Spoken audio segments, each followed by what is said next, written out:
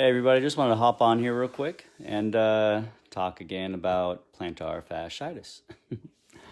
um, I recently, not too long ago, spoke with a guy that was dealing with plantar fasciitis, and it's, I'll put the put the plantar fasciitis thing in quotes, um, because a guy happened to see my live stream.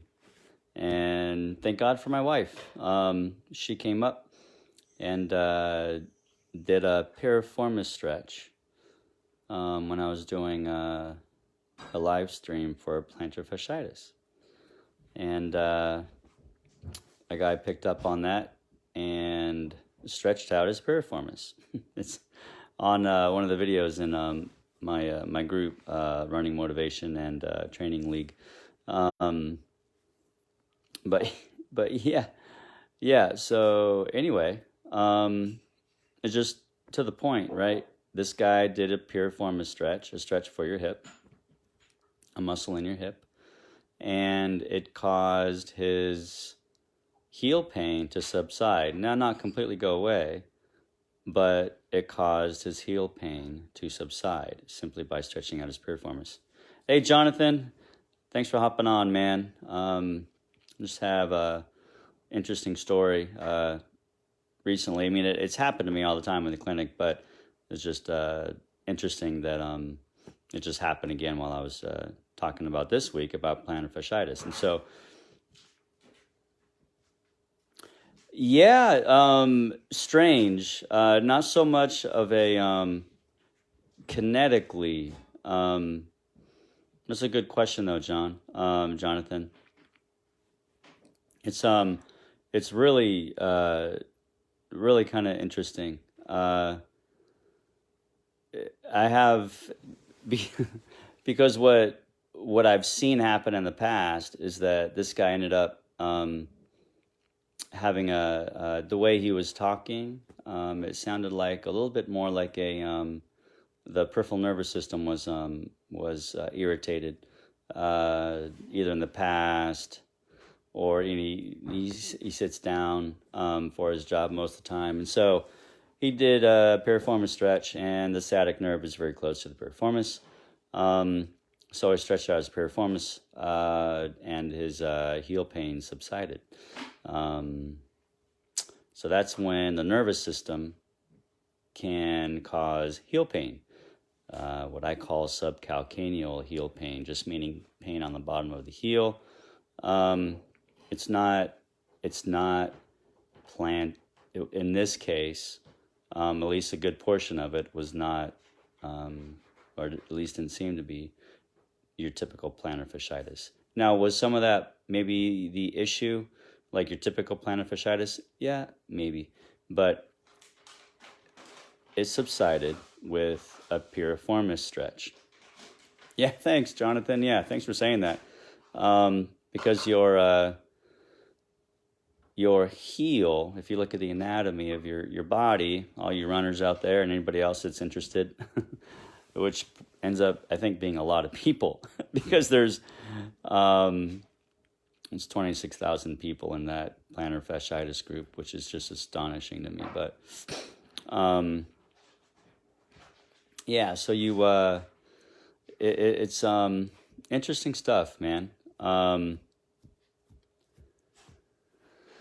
Yeah, you stretch out. I'm trying to keep up with you, man. It's just and these are the people that I forget what kind of sock they put on. I forget the name of the sock, but they put on it, or it's prescribed by physician or whatever, or even us PTs or other people prescribe the sock to stretch out the calf, I think, throughout the evening. And if it's just a strict, frank plantar fascia problem, yeah, it's going to help out. But when the nervous system is involved, man, that will either make it get worse or make it just really not go away at all. In this guy's case, I think he had been using it for a little bit, and it said he said just it didn't really help. and most of the time when it's a really frank, real plantar fasciitis problem, and only the plantar fascia is the issue, you stretch out your calf by the sock, or stretch out your plantar fascia just a little bit, which really don't really stretch out a whole lot. There's just there it should help if the sock is just if the pain point is really just only plantar fascia. So anyway, I just thought I'd bring it up because it was more than just a little bit interesting. Hey Ingrid, thanks for hopping on. But yeah, I just wanted to really quick just kind of say something because just this week was mostly about plantar fasciitis, and I thought it was interesting to bring this up. I'll share this in the group and put this in the video, Running Motivation and Training League, because I think it's important. Hey Elaine, good to see you. But anyway, I hope this stuff helps you guys. Generally we go to the guys that can offer pain pills, injections, and surgery. And if you give the body an opportunity to heal itself, it'll just, it will heal. You don't need the pain pills, you don't need the injections, you don't need the surgery all the time. But generally, those are the guys we go to first. And unfortunately, most of these guys don't know what conservative management does. And so even like 30 years ago, they were the gatekeepers, and they didn't know a whole lot about what we did as PTs or conservative management, would do for this stuff. You give the body an opportunity to heal. It is fantastic at taking care of itself if you give it time.